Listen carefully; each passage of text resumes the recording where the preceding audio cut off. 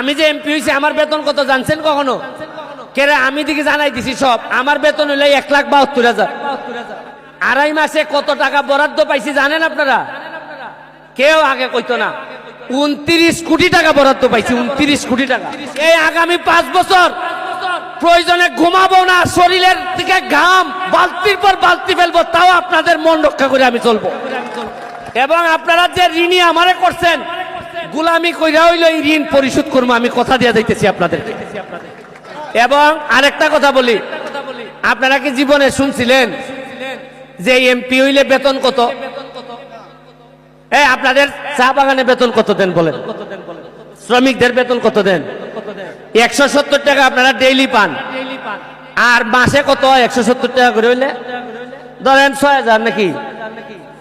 6,000-এর মতো আপনার বেতন। আপনারা সারাদিন কামলা দিতেছেন, 6,000 বেতন।